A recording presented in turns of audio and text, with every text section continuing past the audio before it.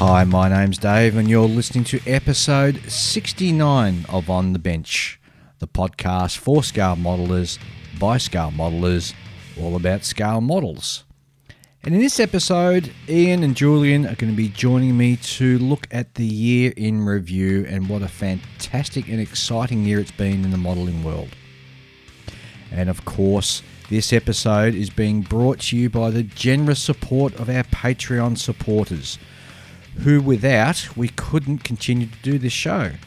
So if you'd like to be a supporter of the show, go to www.patreon.com/onthebench and pledge any amount from $1 upwards. Your contributions are greatly appreciated, and as I said, help us to produce this show.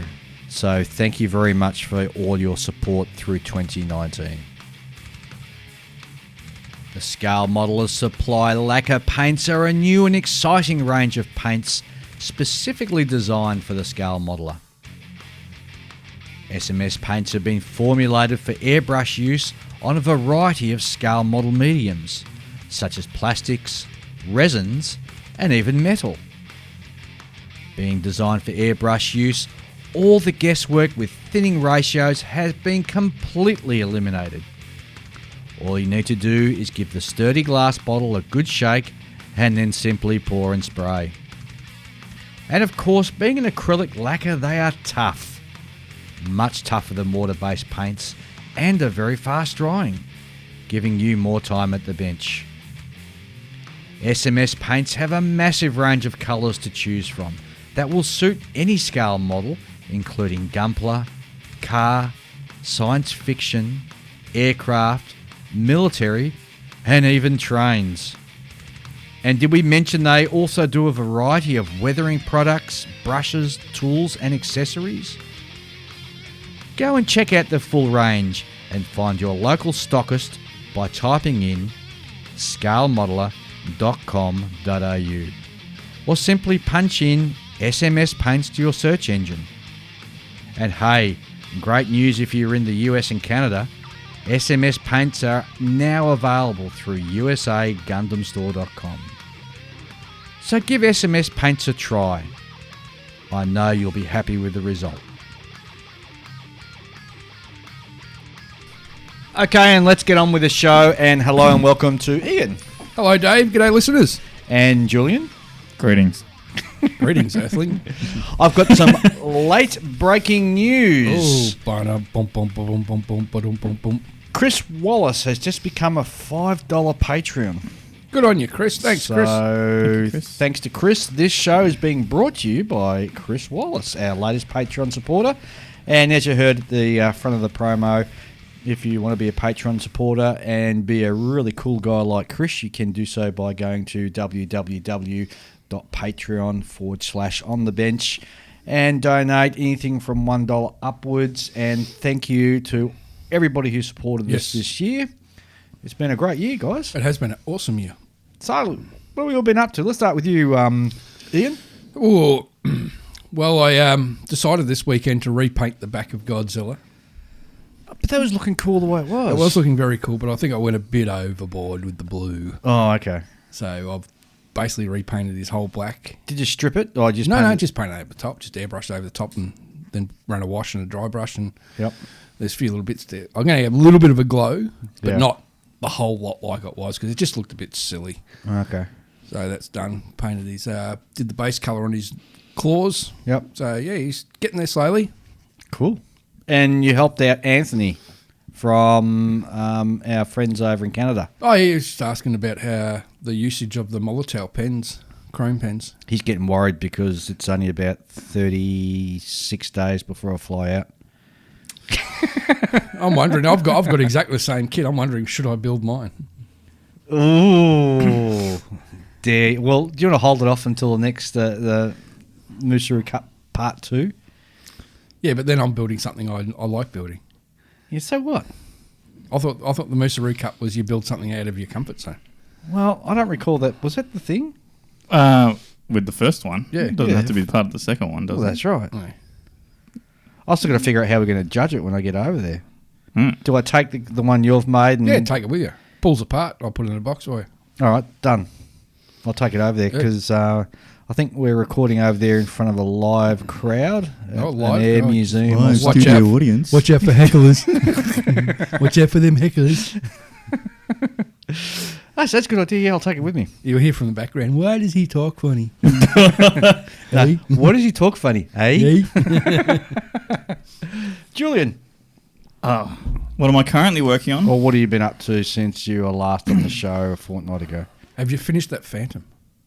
The Phantom. I still haven't done Armaments. it's got it's only got 2 missiles on it, Yes. and there's like I don't know, like 10 decals each. Yeah, it's all right. Yeah, but I mean, it's like every time I look at that, I'm like, I'll do this other thing instead. Did you panel line it? Some of it, not all of it. Okay. Because looking at the picture and I go, I can't see any panel line wash in there. Not along the top. It's mostly like when I say along the top, I mean like the fuselage. Right. It's mostly on the wings. Yep. And then I would have been happy to leave it in a lot of cases, but it just looked a little too bare in the brown areas. Mm. And then the wash I used, because I didn't normally I would have picked one wash for the green areas and one wash for the brown areas. Yep.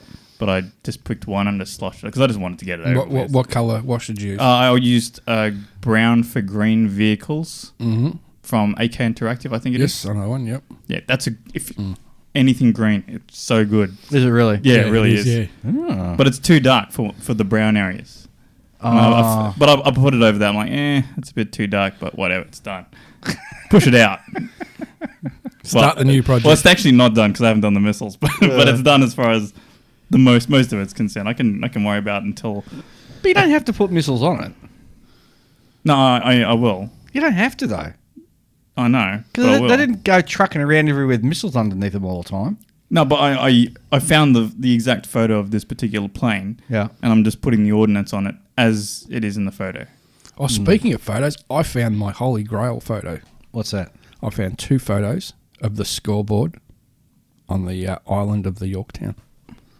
Oh, did you really? I've never seen it.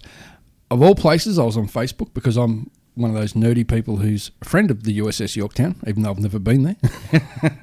And one of the ex-servicemen posted someone posted a photo from their father or something from his photo collection. And there's 2 photos of these guys standing in front of the scoreboard, showing all the kills.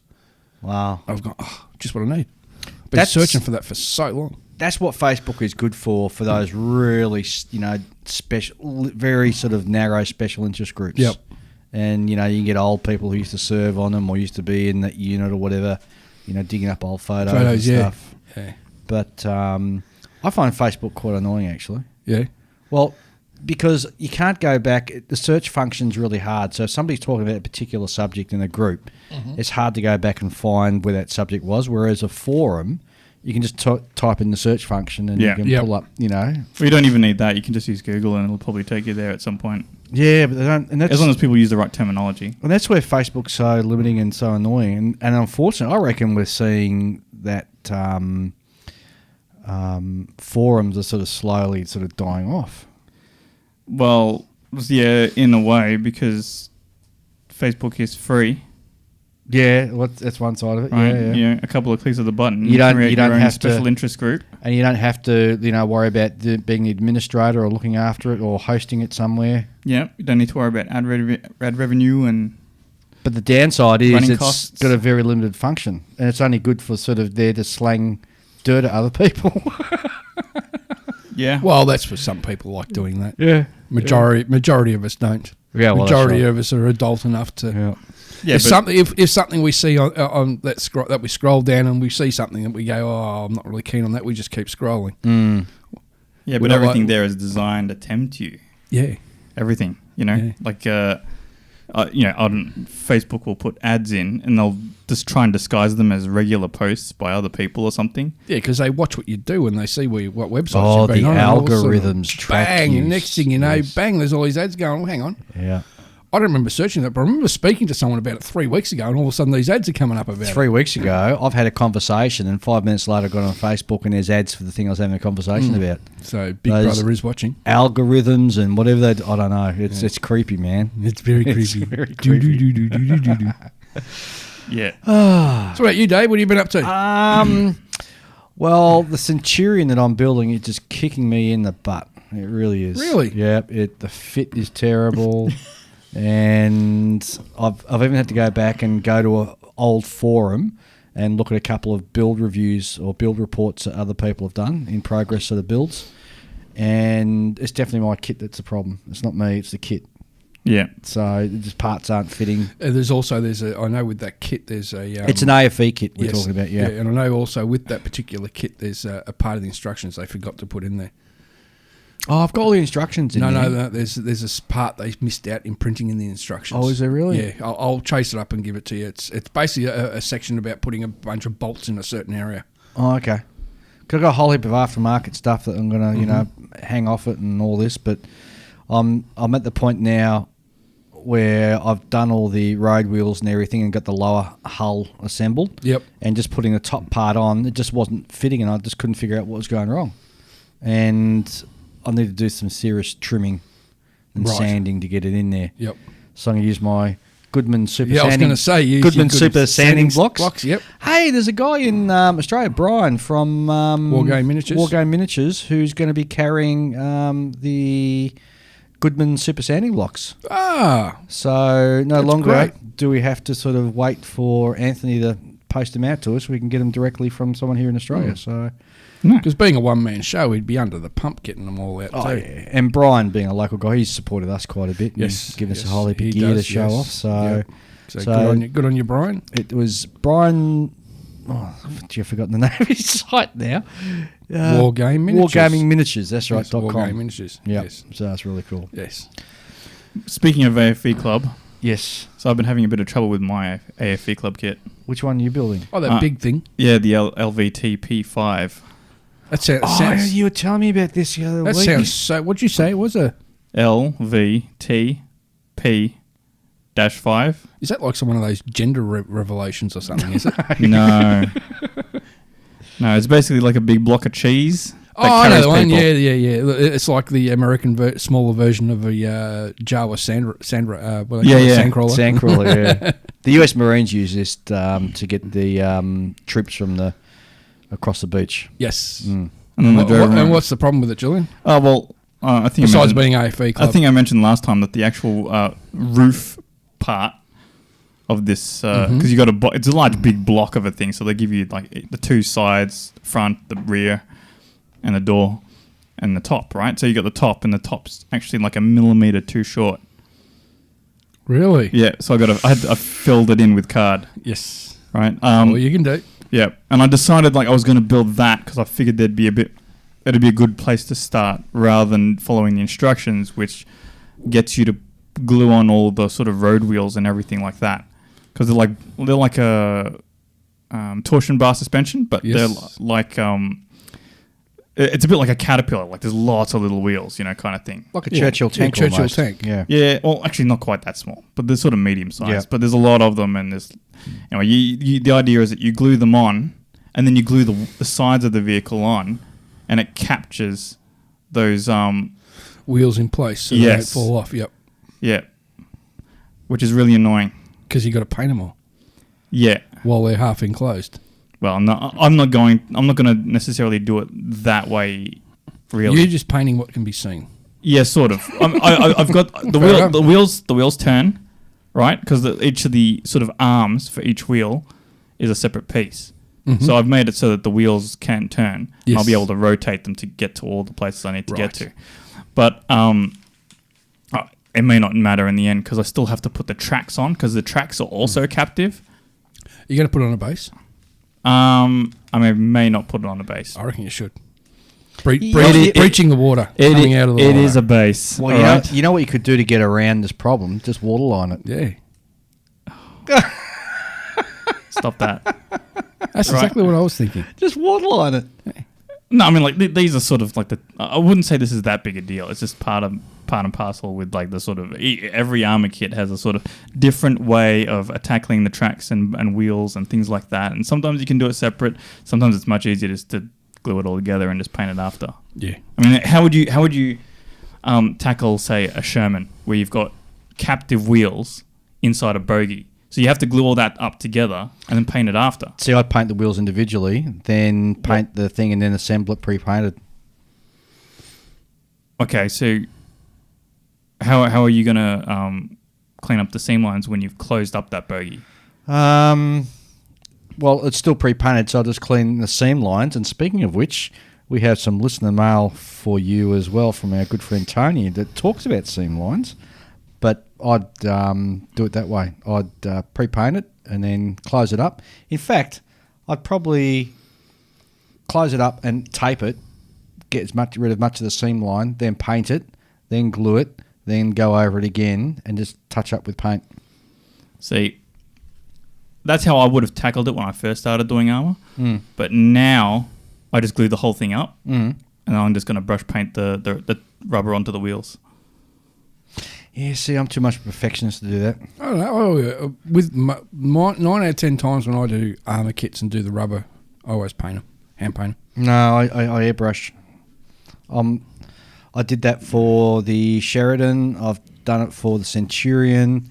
I did it for... No, did I do it for that Polish tank? Oh, I can't remember now. No, I don't think I did. I think it was just all one colour. That's a hover tank anyway. In any case, it'd be interesting to see you do a Sherman. Or some other armored, like World War II-ish armoured vehicle that has captive wheels that you can't afford to... Challenge accepted. Okay. I'm going to go and get myself a Tamiya Sherman. Why Tamiya Sherman? Get a Tasca one. Actually, some of the Tamiya boxings are Tasca Shermans. Oh, well, there you go. Yeah. Because Tasca's a good... What was a good one? Was it Tasca or Riffield? Riffield, I'm not sure about, but Tasca's like the accepted one because they do every variant almost. Yeah. Is it a good kit though? Yeah, it is. Yeah. Very good kits. All right. Tasca makes good There you kits. go. I'll buy a Tasca. A bit more Sherman. expensive than a Tamiya one. That's but right. Yeah. Not as expensive as a Riffield. Oh, no. Rifield's like well over $100. For a 1/35 scale tank. Yeah. Wow. Well, look at Dragon kits now. Dragon kits are nearly $100. Oh, jeez. Dragon armour kits. They've taken away all the good bits and bumped the price up. Yeah, There's I'll some do that. I'll forward build thinking. a Sherman. Yeah. All right. Okay.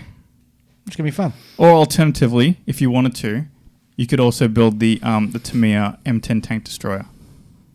Well, it's got the Sherman base, hasn't it? Sort of. It's not quite the same, but it looks the same. Yeah.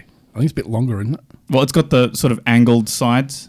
Yeah. 45-degree angled sides. Yep. Whereas Sherman's flat side. Basically, it's an anti-tank gun on tracks. Yeah. Basically, that's all it is. Yeah. Although the Americans call it tank destroyer.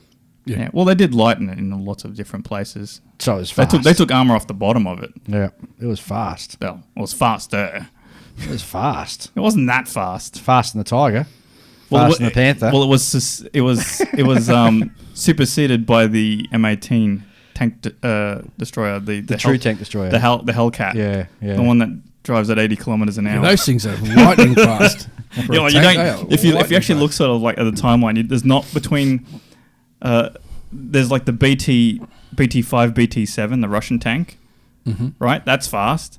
Then there's a whole bunch of slow tanks. Then there's the M18 tank destroyer, and then there's nothing until you get to like Abrams and things like that. Oh no, the Leopard, the first Leopard tank that came out, that was designed for speed over armor.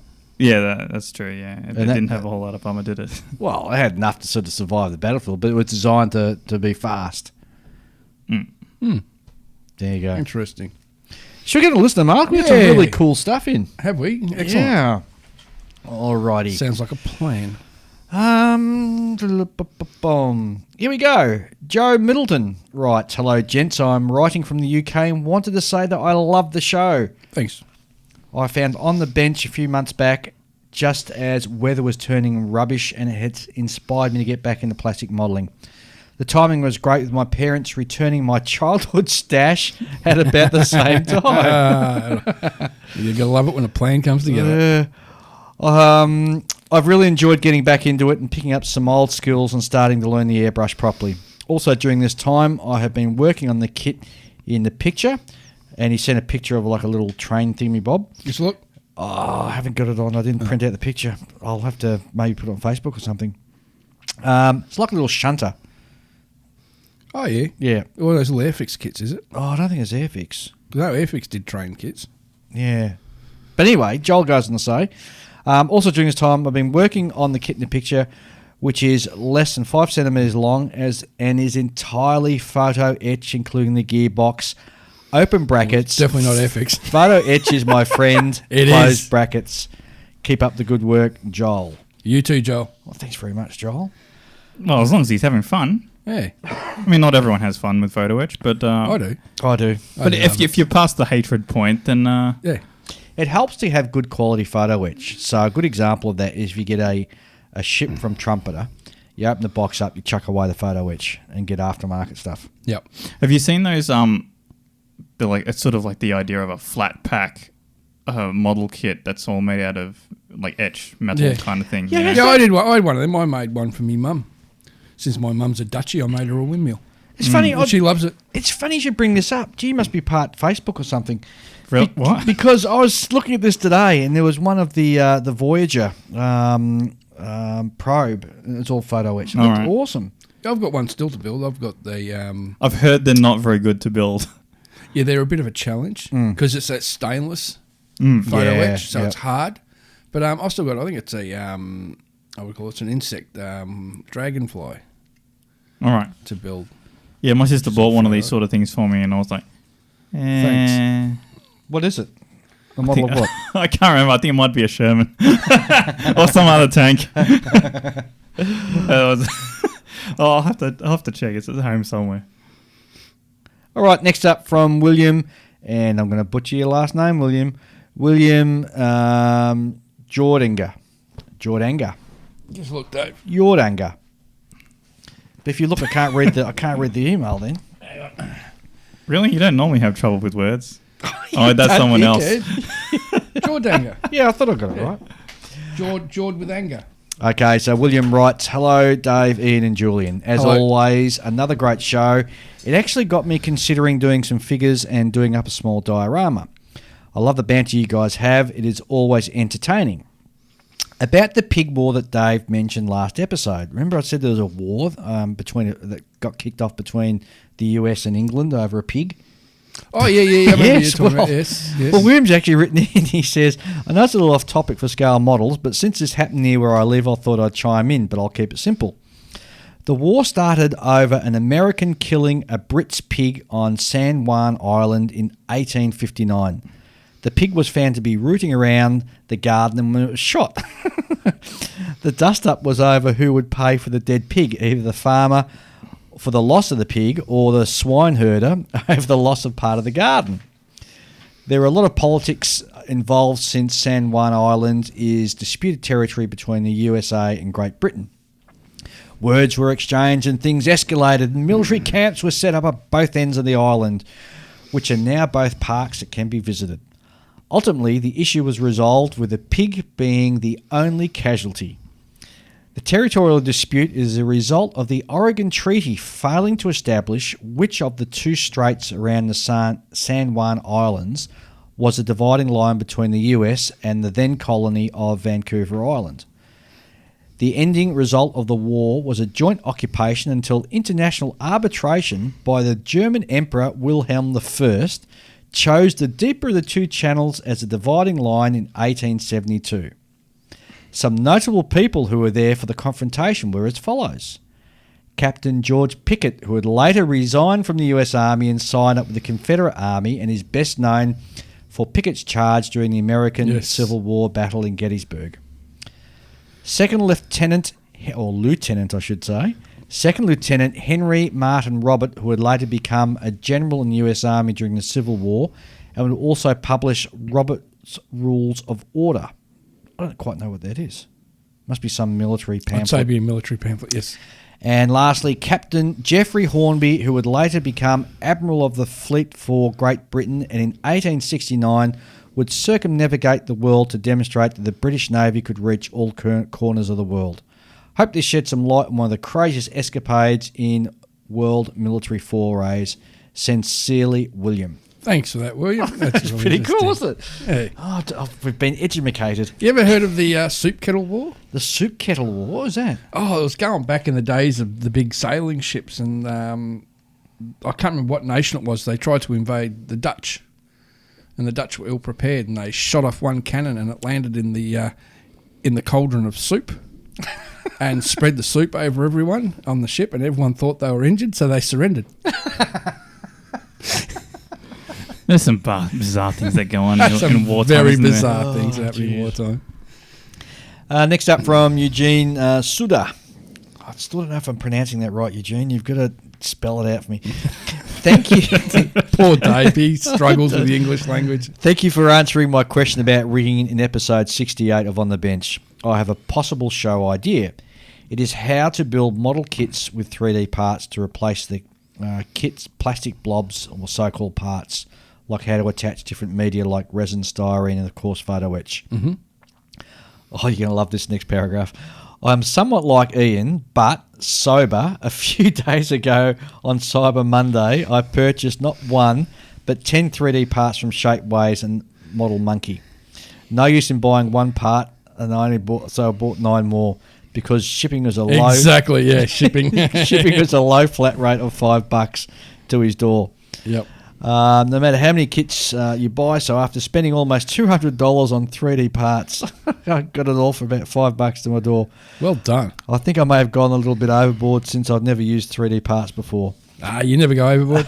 You'll find a use for it. I also purchased a display nipper on eBay for under $33 US dollars delivered to my door as well. That is super cheap. Yeah, it is. Well done. So thank you, Eugene. Yeah, well done, Eugene. Our good friend Tony writes, "Hello, Julian. Dum dum dum. I am getting you to try something new." I'll reread that. I know that getting you to try something new is like trying to teach maths to a cat. What? I'm going to read that again. Oh, goodness. I know that getting you to try something new is like teaching maths to a cat, but heard you loud and clear about the pain of getting rid of flash and seam lines on small parts like control columns. I found a part of B&A and it makes cleaning up control columns, barrels, gear struts and other round section parts a breeze. With your love of doing stuff the easy way possible, I'm with you 100% on this, this could be the best $8 you spend all year. Your fairy model mother, Tony. And what tool was Tony sent us a link. It's called Scriber's Templates Hobby Tools. Yes, I've got a full set of them. They're made by Voyager Model. Oh, yeah. These are the things that look like stars and things. Yeah, and they got like little curves in them, and they're great, and they are really good for doing round. If you wanted to get the seam off a barrel or something, because they got the really nice curve in it, and you just scrape it on. You're not going to leave a flat spot. Okay. There you go. Noted. Well, they look pretty cool. I've seen them around. Yeah, I've never used one. They work well, yeah. You'd recommend them? Oh, yeah, I've used mine a few times. Yeah, Right, works really well. Like I said, it's curved. Yeah. So when you're scraping, it doesn't leave a flat spot. Yeah. 'Cause when you use a normal blade, you're leaving a flat spot every Yes. time you scrape it. With this being curved, there's no flat spot. Concave curve, right? Correctamundo, muchacho. Next we hear from Nathan Cogill, who you might remember. Hi, Julian, Dave, Ian, and whoever the guest of the show is. We haven't got a guest. We haven't got this one week. today. I'm Actually, we do. I'll stick my dirty old moccasin on the bench. There you go. Oh, please don't.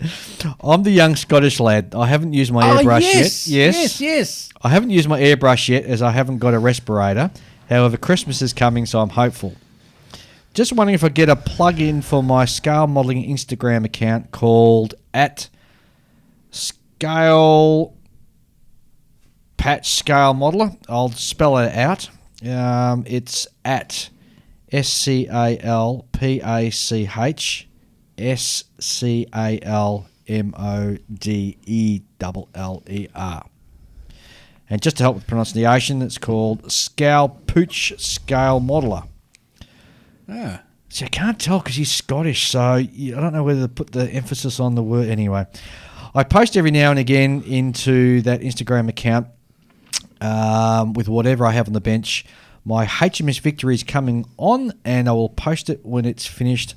Possibly a belated Merry Christmas, guys. Cheers, Nathan Cogill. And you got to also post it on our Facebook. Yeah, page too, absolutely, Nathan. Yeah, send that through. That's really cool to hear from Nathan. Yeah, no, I'm glad it sounds like he's got his airbrush and everything, so he's all set. Just needs a respirator. While we're on the topic of Instagram, Yes. So most people think of Instagram as like a Kim Kardashian territory. Yeah. So it's a good website where people like to post pretentious photos of themselves. Why are you looking at me when you say that? No, I'm not saying. I'm not. That's not. I'm talking to you, but I'm not talking at you. You know. But you got this funny twinkle in your eyes. You're looking at me though. No. But anyway. So if relevant to modeling, a lot of figure painters use Instagram to post up all of the work. Oh, okay. Right. Yeah. So if figure painting is your thing, definitely look for your favorite painters over on Instagram. Very That's cool. where you'll find a lot of this stuff. Very cool. Now, you recall last episode I spoke about a new podcast called Oh, the one from England. England and the US. They've got it together. It's called Sprue. Stand by, you to open up my thing. This is terrible. Dave's thinking. Is that why we can smell rubber burning? No, it's called Spruecast. Spruecast. So in it, you've got Mark and Gordon, who are both from the UK, and Josh, who I believe is from Oregon. And indeed, he says that because I sent him an email and just said, "G'day, and congratulations on the new show and all the best." And he says, Mark and Gordon from the UK, I'm from Oregon, and we come together to promote the hobby and have awesome people and topics to talk about, from figure painting and putting models together from different types of companies. Thank you, Josh. So they're on Castbox. I also believe that they're on Google, and I think they're the only place you can find them at the moment. But by all means, just go ahead and type in Spruecast to your favourite podcast app, and I'm sure you'll find them. That's good. That's it from listener mail. Fantastic. Some interesting stuff there. And of course, if you want to get in touch with us, you can drop us an email at onthebench64@gmail.com. We love hearing from you, and if you don't want your name read out, that's fine. If you do want your name read out and pronounced properly, you're going to have to phonetically sort of write it out for me. Or just make sure Dave gives the paperwork for you. Get you guys to start reading it for a change. Yes. Hey, not a problem, mate. Not a problem at all. Oh, dear. All right, so we dive straight into what's new. Yeah, let's have a squiz at what's new on the out there anyway. All right. We get some announcements from Trumpeter. Ooh. And the first one is a 1/350 scale of the Italian heavy cruiser Flume. Oh, that was the Zara class heavy cruiser. Is that an L or an I? L. F-L-U-M. Flume. Flume. Yes, very fast. And you were saying, Ian, that they're very lightly armed. Very light, yeah. But Most Italian ships were very fast and very lightly armoured. Not armed, but armoured. Well, that's yeah. what cruisers were. They were Yeah. basically the next step down from a battleship. Correct. So something go fast and Yep. and it's like armoured tanks. You got a trade off with speed against armour as against armament type thing. The thing I like about the Italian ships is that red and white stripes on the front. Yeah, it's good, isn't It it? looks great. It's not just, and the interesting thing about this, on the biplane aircraft that sits in the back of it, the spotter, that's also got a red and white stripe on the wing as high well. visibility. But the Italian warships had a really great sort of camouflage scheme too. Yes. I mean, that little one that I built, it was just something different. It really stands out in the shelf. It does, So yes. it's very cool. How big is this model? Does it have a length? Because I would consider building it. You'd consider building it. Maybe just because it's got the red and white across the front. You'll find I like flashy, you know. Well, the kit contains over 420 parts, and I think you'll find it probably is about 600 mil long. That's a bit more than I can chew. No, Well, it's not. I don't have a cabinet that is long in that sense. It's long vertically, but it's not long. Well, set it up on its ass. Give it away after you finish it. Or hang it up in my... Yeah, hang it up. Hang it from the roof by fishing lines. Yeah. Yeah. You got a fish tank? Why would I have a fish tank? Well, good reason float to it. buy a fish tank and float it. I know a modeler who has a fish tank. He's always waffling on him about his damn fish. Next up from Trumpeter is a Russian 3 S60 launcher, which is basically another one of their trucks that it launches coastal missile systems. It's designed to engage surface ships, boats and amphibious craft as they approach the coast. Now, The Russians have a lot of these coastal vehicles, anti-ship coastal vehicles. Yes. yeah. It makes it seem like they're worried about a naval invasion. Well, Which is odd because if you're going to attack Russia, you'd come across the land, wouldn't you? Because it'd save you so much more trouble. I don't know. The land gets ice on it. Well, then again, Napoleon and Hitler tried that and didn't work out for him, did it? Oh, okay. Maybe it's a good idea to come from the sea next time. Oh, yeah. That looks like a great little kit. In fact, I think Trumpeter, because a lot of these parts are sort of similar to all the other sort of trucks and stuff, so they're you'd probably find it's generic cab and chassis. Yeah. And everything else is just made for it. Yeah. I like that scheme, that second one there. Well, the camouflage with the browns. Well, the first all green one is a parade. Yes, because it's got the parade scheme, yeah. Yeah, got the parade symbol on it. Yeah, but the second one, is that for some other military? Because that's very unusual. It's Trumpeter, so they don't tell you who's it from. No. So it's just in multiple colours, like about 4 or 5 different colours. Yeah, because it's very autumn, fall looking, isn't Yeah, it? it is. Lots of oranges and browns. Mm-hmm. Very interesting. Yes. That looks all right for those that like Russian trucks. And, of course, it comes with photo etch, rubber tyres and some clear plastic for and the... a bit of brass wire. Yeah. Like, it's copper, isn't it? Yeah, copper wire. Sorry. Yeah. Copper. In 1/350 scale, we have another ship, and this could tempt me. It's a Japanese self-defense force, Japanese Maritime Self-Defense Force, DDG 175 Miyoko, which is basically an Arleigh Burke, or the Japanese version of the Arleigh Burke, I think. Congo class. Yeah, well, Japanese rename it and sort of build their own shipyards and that type of stuff. Very modern. It's got all those pyramid-looking superstructures. Well, yeah, but I prefer the old Congo The old Congo look quite nice. with the big pagoda. I don't know whether it's still true or not, but at one point the Japanese Navy was the most modern navy in the world in regards to the age of the ships. Yeah, Okay. wouldn't surprise me. I don't know whether it's still the case or not. Wouldn't surprise me. Mm. Well, they would have to be after they got all their ships sunk. Oh, well, yes, at one point, yes, clearly, but moving forward, I mean, I'm talking back in the 90s. Oh, 90s, okay. Yeah, and they held that title. I don't know whether it's still true or not.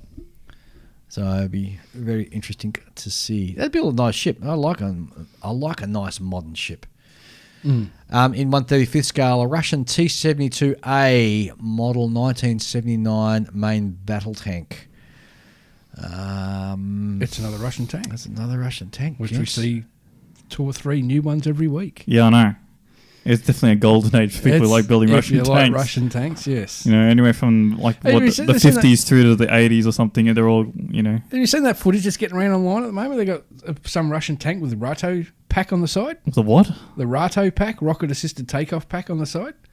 Man, talk about how this thing just screaming. Like you wouldn't want to be trying to control this thing. It's all black and white footage, isn't it? I'm trying to remember if it was black Yeah, and I white think or it early is. colour. Yeah, I think it was an experiment they tried a long time ago. But see, here's the interesting thing. So we're looking at that Italian cruiser. I think they had about 420 parts, Mm-hmm. and it was 1/350 scale. This is 1/35th scale T-72, and the parts count is up around nearly 1,000. 1,200. In fact, it's over 1,200 parts. Yeah, But but a lot of those would be track links. Oh, individual links, of course. Yeah. Well, I don't mind individual links. I reckon they're a lot of fun. I They enjoy are. doing them. It's good for you. That's all we got from Trumpeter. Let's have a bit of a look at Takeham's new 35th Another scale Willys. US Army 1/4 ton they call it an armoured truck when it's really just It's an a armoured- Willys Jeep with lots of steel. Yeah. That looks pretty mean. So- is this Korea or Korean conflict or? Well, a quick read here. It's saying that That's World War II. used in World Yeah. War II. Yeah, that looks like in Hurtgen Forest and around Bastogne, all around there. Yeah, that definitely looks like a Bastogne to me. So they were used for reconnaissance operations, and so they were armoured up to protect the guys from small arms fire and shrapnel, and had a whopping great big 50 cal mounted on it. But they don't have the wire cutter at the front there, the big bar. No. But very cool, something different for a It is, Jeep. yeah, because that's what the third Willys now, TACOM's released. Well, it So makes there's that sense. one. There's the standard Willys they did with the trailer. There's the Willys Flame one. flamethrower. The flamethrower one is a different manufacturer, though. Oh, it's a different manufacturer. Yeah. So I think it's just Willis Jeeps are in vogue right now. They're all the rage. They must be. But no, it looks pretty good to Very me. cool subject. And, if you're into weathering, that'd just be awesome. Especially if you like your winter weathering. You watch the countdown from now. It'll be like 2 weeks max, and you'll see one of these done. Yep. And all the extra armor that they've put on it will be in like rust or red primer. Yep. Someone will do it. Next from Hobby Boss this time. And they've got 2 Christmas releases. The first one is, this is going to be huge. In 1/48th scale, a MiG-31 BM model. That is a strange choice. Check out the nuclear missile. Don't think it's a nuker on there that's firing off. I think it's an air to... this was a variant that they What is did it? for An air-to-continent ballistic missile? Because it's big enough. Oh, does it tell you anything here in the blurb as to what it is? No, it doesn't. They were reconfigured to do air-to-ground attacks, which is quite odd for an Especially aircraft something that like was that, built as a... I hope this is a different variant to the AMK kit. Avant-garde models. Yeah, I'm not sure. It'd have to be, because there's no way that this kit measures up to that one. But the main missile on it was all slide molded, so you don't have to. You got no seam lines. You have to worry about. You get the nip points. It's got a cruise missile. I told you it's got a nuke. It is a cruise missile. Yeah, is it's it? a ballistic missile. Oh, well, there you go. A Russian version. Well, they used to hang those sort of things underneath F-15s, didn't they, at some stage? I've got in my mind somewhere where the Americans actually tried launching a ballistic missile out of the back of a... Willis Jeep. No. A Globemaster or something like that. So they... Fairy Flycatcher. No, so they they took up a Globemaster or C5 and it's got a... C5's a Galaxy, Dave. What did I say? Globemaster. It's C5, thank you. C5, and they just launch this thing out the back with parachutes, and it gets to a certain thing and just self-ignites and takes off. Crazy way of launching a ballistic missile. Hey, if it works. Hey, well, they're trying all sorts of things. As long as you're not the receiving end of it.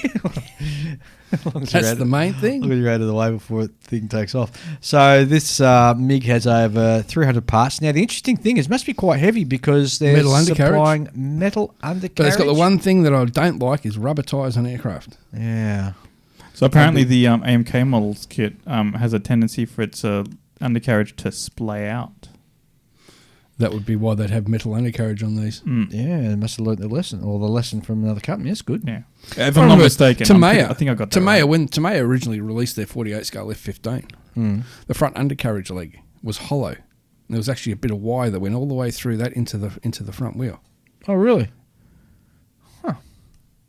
There you go. You learnt something new. Next up from Hobby Boss is an Israel Defense Force Puma, which is basically an engineering tank that the Israelis designed based on the Centurion chassis. So on the front of it, it's got some mine-clearing wheels, much like a Hobart's funny. But on the back, it's got these launchers which fire off what's known as a Viper. And basically it's think of a your garden hose full of plastic explosive, and they fire it and it pays out, and when it lands, they explode the whole thing. So it cuts like Durandal anti-runway devices. except they're individual bomblets. And this is just one long tube. Oh, is it so they can make a trench or something? No, so they can just you shoot it over where you think a minefield is, and the detonation blows up any mines. Oh, right, yep. So when I was in the army, we used to call them Vipers, Okay. and you shoot them off. A lot of fun. Oh, would be. Hey, blowing things up is always fun. Yeah, it is, absolutely. So this will make an interesting sort of kit for those of you who enjoy building your IDF Especially armour. modern armour, too. Yeah. It'll be interesting because a lot of Israeli kits of Israeli tanks, they tend to get it wrong. A lot. Who tends to get it wrong? A lot of manufacturers. Really? Especially Dragon. Okay. Yeah. And it's And the thing is, like Michael Mass, who is a modeler and is apparently like head of the Israeli tank museum or something like that. Yeah, so he gets online and he says, "No, that's wrong. That's wrong. That's wrong. That's wrong." You know, like one of the vehicles that I think it was like an M48 Patton or something like that Dragon released is in Israeli style, and I think it had like a mine roller out front. Yep, it had the wrong number of rollers on the mine roller. It had like 4 wheels on each side instead of 5 or something along those lines. Yep. So they really get things wrong. So why don't you just get somebody in Israel to go to the military museum and take some photos and then send it back to them? I don't know. You know, for the offer of a free kit or something like that. It'd be so simple, wouldn't it? And you wouldn't get silly mistakes like that. Yes. And only until recently do you see sort of more accurate colours as well, because a lot of people have been getting the colours for these things wrong for a long time. Oh yeah, but it's a hard colour to do. Yeah, but that's the thing is, they like think like a sandy brown, but with a green tinge. Because see, that's therein. Like, apparently, according to Mr. Michael Mass, it's a brown, and it's always been a brown, and it's been a brown since the very beginning. They've never changed the colour. They've changed the manufacturer once, I think. But see, unless you're seeing a vehicle that's going down the middle of Tel Aviv in a parade configuration where it's been cleaned immaculately. No, and they don't get cleaned really. Well, that's what I'm saying. Because you'll never see the true colour, because these things run around in a desert environment. They've got all the dust, and you get dust on your paint, and that's going to sort of change the colour slightly. Yep. So apparently, it's illegal to wash tanks in Israel. What? Yeah. Why? Water restrictions, I imagine. I'm pretty sure that no. Really? Apparently. I'm sure that somebody will write in and tell us. If there is, I'm happy to stand corrected. Yeah. Yep. I mean, that's what modeling's about. You know, if you're wrong, you're wrong, you know. Any former Israel Defence Force armour drivers or... Oh, well, you don't need to know that. I there. mean, you might just need to be Israeli, because everyone serves in the armed forces over there, right?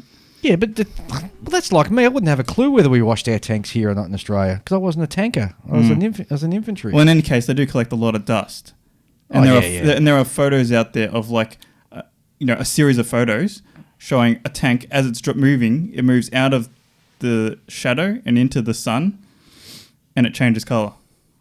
Yeah, that's what I'm saying. And any no, dust... I mean, like, it really changes colour. Like, it's really deceptively different. Like, it looks brown in this colour, in the shade or whatever it is, and then once it moves into the sun, it looks green or something. Well, that's like you can take a photo of a ship, and the ship can be resting at anchor, and you can take a photo in the morning, at midday, and at dusk, and you get different greys. Yeah, but that's part of the reason why people have been getting the paint wrong on Israeli tanks for so long.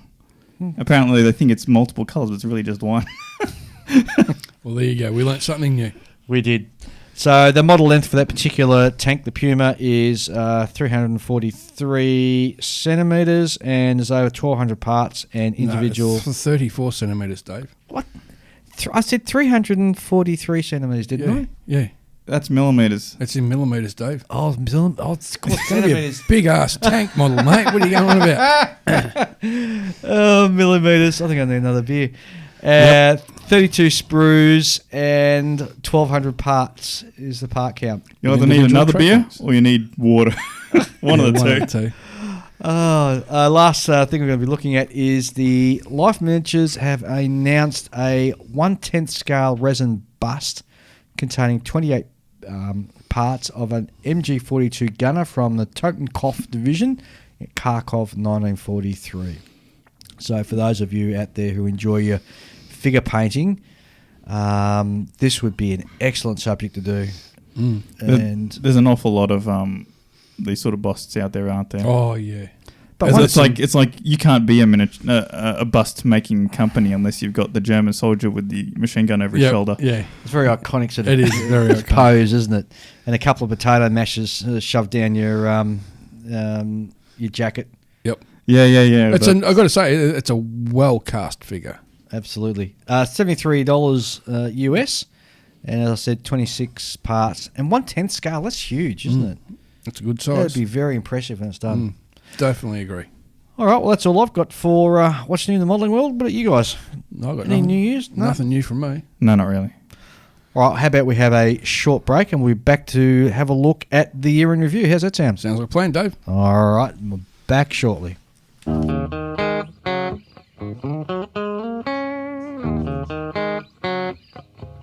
Fine Scale Modeller is proud to support On the Bench. Fine Scale Modeller is the world's most recognised and essential magazine and is available in all good newsagents and newsstands or wherever you purchase your magazines. Alternatively, go to their website www.finescale.com and subscribe to either the print edition or the digital edition, or why not both? Go now. Go to www.finescale.com.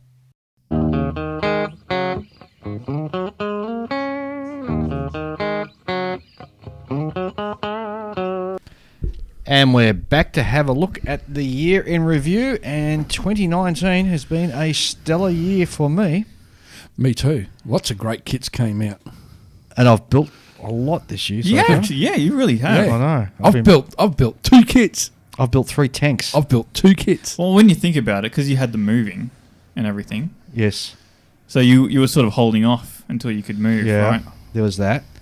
I finished the Japanese cruiser. I finished the float plane. The Emily. Yeah, that's right. The Emily. I built 3 tanks. Oh, and a destroyer. I finished my Fletcher destroyer. So what's that? Wait, 6 did kits. you paint the mouse? Yeah, I've painted half of it. So is that 2.5 or is that 3.5? Yeah, well, that's still a work in progress. Wow, you're trying to take credit for all the. Well, yeah. So I've had a really productive year, and I broke my promise about not buying any new kits. Oh, we knew that would happen. That's We went knew out, that would happen. went out the door in February or something. I Yeah. broke that. Whereas me, I've just built 2 kits. You only built 2. That's 2 slow for kits. you. Well, one of them was a Shikaku. Well, Yeah, true. That took up 3/4 of the year. Yeah, that's true. Yeah. So And the other kit was the little BV40. Have you repaired the Shikaki? Because you had some. No, you've not had yet. some issues with the Not deck yet. bubbling up. Yeah, haven't deck's you? starting to lift. Oh man. So I know how to fix it. It's just getting the courage to pull everything off the deck and resurfacing it. Oh, dude, It's a big job. I feel your pain. Oh. Live and learn, Dave. Yeah, Live true. and learn. Well, by leaving it, it can only lift off more, and then Yeah. it saves you from having to peel it Yeah, off. If I leave it long enough, I'll just be able to open the box and just lift the whole thing off. And you've been quite prolific actually this year, Julian. Oh, maybe. I think I was. I just can't remember any of it. And you've built some big ones too, like that Phantom was a huge kit, Yeah, that's probably the biggest thing I've built. and the It takes P38. the P38 and the Helldiver. That's right. I forgot about your Helldiver. That was a beautiful kit. Yeah. Yeah. Stunning kit, that one. That was a really good one. So you've done a bit. Yeah. So you've only built 3. I'm glad I have you guys to remind me of all the things I've built because I forget about it. You know what? That's probably only this year. You forget about the last half of last year, how many kits you built as well. Yeah, probably. Yeah. No, what No, I meant 'cause- was, no. You I've got myself confused here. I'm thinking about financial years. I'm getting about financial year instead of Yeah. calendar year. Calendar year, Dave. What are you going about? Yeah, so now that I'm starting to remember, so I also built the P47 Yep. and I built the Pete Yes. Yes. biplane, float plane. And I also built the George, I think it was. Yes. Yeah. You did, yes. And you did a Sherman too. I'm sure you did a Sherman. Oh. No. I'm currently building a Sherman. Oh, okay. Is that the one you want me to build? You can build one of them if you want or not. If you want to get into like if you want to build a Sherman, there's Yeah. a lot of aftermarket things you can put on if you want course. to. If Of you course. want to. Yeah. But you don't have to. Yeah, I know. Yeah. Because I think, some of those aftermarket options can really make Shermans have character, Like you got like your sandbags and your stowage on the back deck. I always like the Pacific Shermans with the spiky bits on the top. That's super hard. That's next level sort of stuff. That just looks so cool. Because some of them are a lot less orderly than you might think. Oh yeah. Well, And it's all done in field. Yeah, but some of them are just like perfectly straight, like cages welded onto the top of all the hatches and things. Mm-hmm. It must have been done by someone who really knew their welding, you know? Yeah. I like my tanks like Clean? my ships clean. Yeah. But your most recent tank was not very clean. The was Sheridan. Covered, the it was Sheridan, covered in yeah. orange dust. Yeah, I thought I'd have a crack at making one dirty. But I Or prefer- maybe you made it clean, and then when your grandchildren came over and handled it with their Cheeto fingers, you know? You think I'd let my grandkids pick up my models? No. That'd never happen. No, what happened is you said, you're not allowed to touch it. And you did a wave of the finger, and they said, fine, well, if I can't touch it, I'll go like this. And they sprinkled, and they rubbed their hands, and all the little Cheeto dust fell on your model. Actually, you just remind me. I've built a couple of Gundams as well for my granddaughter. Oh yeah, sorry, that's 3 kits I've built.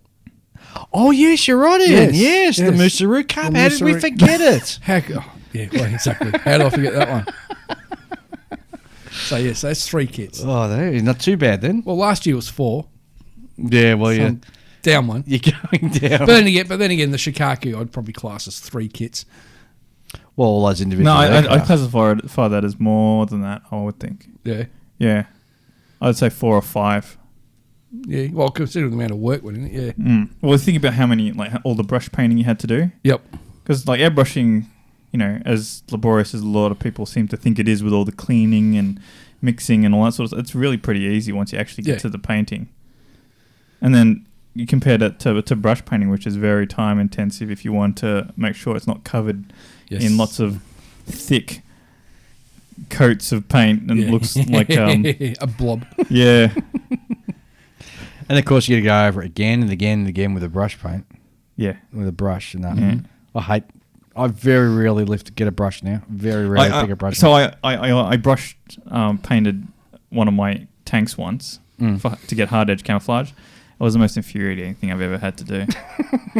Because it's like you go, okay, I'll brush paint this color on. So you brush paint it on, and then when you go to brush paint, because it's never 100% opacity. Yeah. You go to brush paint it on a second time, and you have to maintain that perfect line exactly where you left the previous one. Oh. Yeah. And then you realize, that's still not completely opaque. So you got to do it again. It's not that easy. No. No, I'd probably mask and airbrush something like that. Yeah, I would mask and airbrush it if I did it again. Definitely. Screw that. I'm all about doing things the most efficient and easiest sort of way. I'm not going to like kill myself doing things like that. So I tried it once, never again. Learn your There lesson. you go. Yeah. And of course, we've had some fantastic interviews during the year as well. We've had, Yeah, we did. Speaking of airbrushing, we had, Dave, I've forgotten his name. It builds on the Machine Krieger stuff. Lincoln Wright. Lincoln Wright. Yes. Oh my God, that was so entertaining. He's And, a very entertaining man, Lincoln, yes. and then going and looking the way, because he does he brushes with Lacquers. Yeah. Mm-hmm. Uses the dab technique, is what I call it. You just dab the paint on and just let it flow itself. Right? Yeah, it's amazing to sit and watch his YouTube stuff the way he does it. Yeah, I did that, because I did that when I was painting my claws on my Godzilla. I just used some guns, mixed up my own guns, like a lot of white with a touch of sepia tone in it, just to give it that slight brownish tinge to the white. And yeah, just use the dab technique. Just dabbed it on there, just loaded the brush up, put it on there, and just let it flow over everything. And just use the brush to move the paint around. But what sort of consistency do you have to paint it though to do that? Well, you got to get the paint nearly at a watery consistency. Yeah, okay. So it actually can flow itself. Yep. It's not sort of restricted by itself. It can actually flow around it. So it's almost like a panel liner type consistency. Yeah. You got to do about 2 or 3 coats to fully cover it. But geez, it does look really good. So it's been really good. And we've had Alex from Alex. Yeah, that was good. It was good to catch up with Alex. However brief. It could have been longer, right? Well, he was very busy. yeah, he Very was busy super man. busy. Yeah. I'll tell you who we haven't had, and I'm still struggling to get on, is Airfix. They are ducking and weaving and dodging my emails like you wouldn't believe. I'm sure they're just super busy, and that's all it is. Yeah. It's not that it's me trying to get hold of them. They know as soon as they get hold of you. The first thing you can do is just hassle them out about the QE2. No, I won't. I promise I won't. I won't hassle them about the QE2. I'll talk maybe just a little bit, but I won't. Yeah, right. I won't dive right in. Some new model releases. So obviously, there's a Wingnut Wings release of their Lancaster. That's not out yet. Which is still not out yet. Next year. And also the announcement of just the nose section of it as well. Yes. And of course, Hong Kong models announced that they're going from the 132nd scale down to the 148th scale. With the B17. The B17, that's right. Airfix with their big release this year. Of course, yes. The Hellcat. Yes. Magnificent model. Another new company, which I spoke about last week, Verifire Technologies with their ship kits. Yeah. Well, what's it called again? Verifire Technologies. Yep. Technologies. Yeah. It's a bizarre name for a model company. It is isn't very, yes. And their symbol's a little fire. This little flame thing. It always cracks me up. Some of the weird names that come out of like China. So if you had a modelling company, what would you call it? Very good modelling company. Oh, jeez. And everyone would think you're out of China. So that's a joke. That's based on Parks and Recreation, one of my favourite TV shows. Yeah. One of the characters starts up a building company. It's like, oh, what's your building company called? Very Good Building Company. Makes sense to me. We can't forget the Airfix announcement about the Motorhead Heinkel. Yes, and Revell with the 32 scale Spitfire Mark 1 that comes with the Eddie from Iron Maiden. Oh, there's been some great stuff released this year. This is some fantastic releases. And I've bought a whole heap of stuff. My stash has grown so much this year. Well, all my cupboards are full and I'm now stacking stuff on the floor. Wow.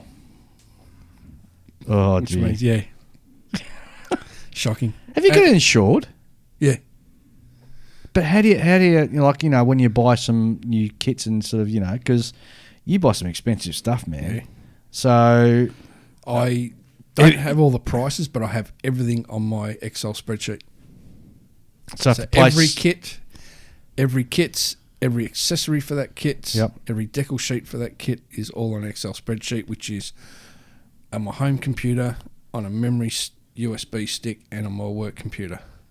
So if my house burns down, I can still get to it. Well, you better hope that the insurance company doesn't have any modelers working for them, because they'll look down the list and they'll go, oh, resin HE219? That's not worth that much. HPM. That's not worth anything anymore. Yeah, HPM, yes. Well, that's the problem. Look at my TriMaster. I've got nearly the whole TriMaster collection. Yeah. Like when those things came out, that was nearly $90 to buy one. Now you can pick them up for $25. That's true. Because as good as they were at the day, the new stuff out there is as good, if not better. So have you got your recommended retail price against all the ones you've purchased? Have you scared yourself by looking at what that number adds up to? No, I haven't, because I would scare myself and I'd probably put myself in a coma. It would be a lot, let me tell you. Yeah. So with video games, right, I have my Steam account with all these games that I've bought over the years. There's actually a website that you can just grab your account name, you plug it in there, and not only does it tell you, it basically calculates how much money you've spent. And that includes... So you don't need that, because that just scares the shit out of you. And it includes... Because it takes note of when you bought it and if there was a sale on at the time. So it's accurate to exactly how much you paid for it. Right? And it came up to be like something like $3,000 or something like that. And I was like, wow, I did not expect that, because I've been buying games on there for like, $5 here, $10 there. Yep. Like, $5, $10 for 20 games. Yeah, I'll do that. Mounts up. A few years later, it's always a lot bigger than you think it is. See, that'd scare me if I went through and actually added up how much my stash is. Well, mine's insured. So I actually got a special insurance just for my stash. So did you went to the insurance company and said, hey, I've got a stash, and they looked at you and thought, you got a what? Yeah. Basically, yeah.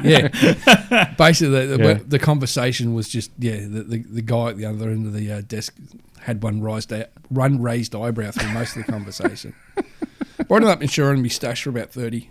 Oh, really? Yeah. That'd be a pretty close ballpark figure, I reckon. When you say 30, you mean $30,000? Yeah. Yeah. Are you serious? That's me stash, me books, me paints, tools, everything. Back books, yeah. See, I reckon I've got probably about $5,000 worth of books in that library out there. If not more. Because some of those books, to buy a specialist book on, Japanese warships or World War II, there's $100. Yeah. Well, that book of mine, on the Essex, Yeah. all the Essex, that was about $250. Yeah, the book I've got on the CVL Independence, USS Independence, that's about $150. Yep. Well, those specialist books, they really mount up. Yeah, I know. Yeah. It's almost a hobby in itself. It is, yes. Well, it's my library. It's not a hobby. It's my library. It's your library, yes. That's a really odd way of saying another hobby. Well, I mean, it's don't get me wrong, it's joined at the hip with scale modelling. Oh, absolutely. But the amount of money involved is almost a separate hobby, right? And it's interesting you should say that we're joined to the hip with a separate thing, because I'm seriously thinking about getting a certain historian on our podcast next year. I've already put the feelers out, so we'll see if he comes in. I'm not going to name names because I don't want to put the moz on me like I have with Airfix so far. But, it should be interesting if he comes on. Sounds very interesting. That sounds But good. you're right, because so much of our hobby is linked into, well, we're all amateur historians or movie buffs. Yes. Mm.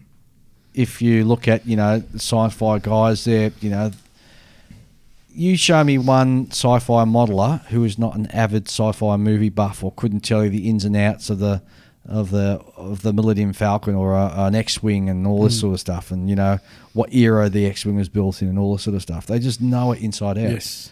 It's like you drilling with your Sherman tanks. I mean, I'm not going to go, it's a tank.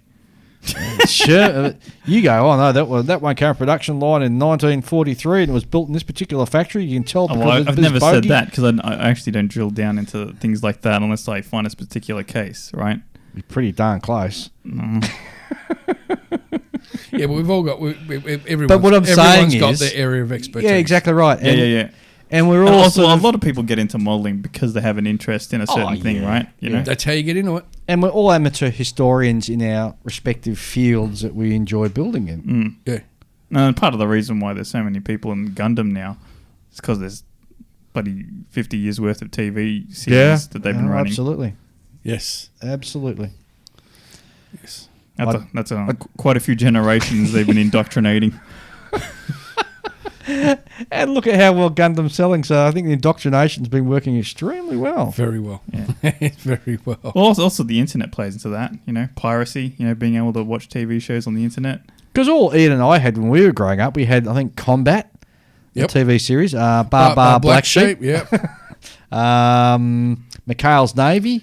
Yes. What's Probably some been of about it, really. Oh, do you know there was another series? A series about Was it Coldix. Colditz? Yes. What's the one about? It was Bomber Command, RAF Bomber Command. There was a BBC series about that. It was a great one. Can't remember that one, mate. Oh, that was back in the 70s. It was really good. How early in the 70s? Old enough for me to remember. I think it was in black and white. It was that early. Right. So Not in sepia tone. no. So it wasn't early. No, it was actually made in the 70s. It was on RAF Bomber Command. Oh, okay. And of course, you've got all the classic movies that we cut our teeth on. Mm-hmm. We haven't spoken about the movies that are coming out this year either. I haven't seen any yet. I haven't been out to the No, movies. me neither. I'm pretty sure we've missed out on seeing Midway. And that's unusual for you and I to miss a movie like that. Exactly. 1917's coming out soon, isn't it? Yes. That looks pretty good. Yeah. Apparently that was all filmed in one hit. Was it really? Yeah. Huh. So it's one of those movies where they start at the beginning Yeah. and they film the whole They thing. film sequentially. Correct, yes. Sequentially. Yes. No, that's not the word. Sequentially. Thank you. Sequentially. Got it out eventually. Hey, it's the last episode. At least of you the got year. Come eventually on. right. It's the last. Well, I haven't used the word ubiquitous for quite some time. Ubiquitous. You're getting a bit And, sort of... and how do you finish that sentence off? Donkey balls. What? Ubiquitous. Donkey balls. You'd never... Come on, you've seen the Expanse. Yeah. You've seen the episode where they're getting chased by the Martian Navy and they've got to come up with the codes. Oh, yes. And one of the words is ubiquitous. Yeah. And at the end he says donkey balls. Yes. That's another great series too. That's a great... The Yeah, I Expanse. got to admit, I binge-watched season 4 over the weekend and wow.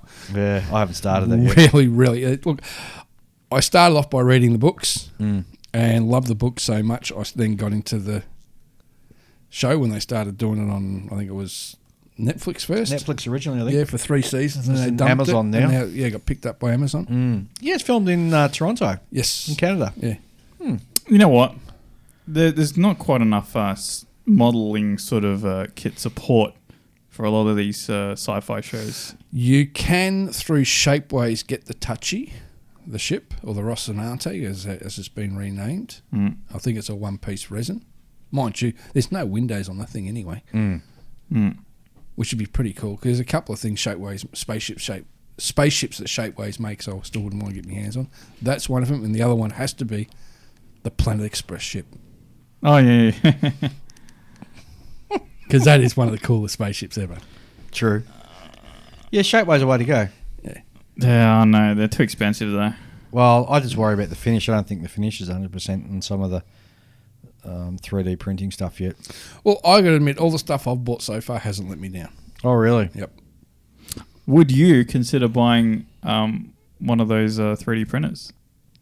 Eventually, yes. Which one? There's two different types. The good one. Well, by the time that he gets around to buying him the 3D printer, he'd need the computer to plug it into, Actually, which is another purchase, and then and probably a new set of eyeballs by that time.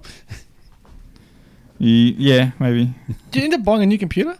No, not yet. I bought the ship instead. Oh, God. Priorities, Dave. Priorities. Yeah, I know. But your Either computer's... my computer, it works basically. Right, I'm running it without a video card, so it's very basic at the moment. good. You're kidding me. Hey, it's working for me emails, and I can get online, so that's the main thing. I'm not too fussed about it.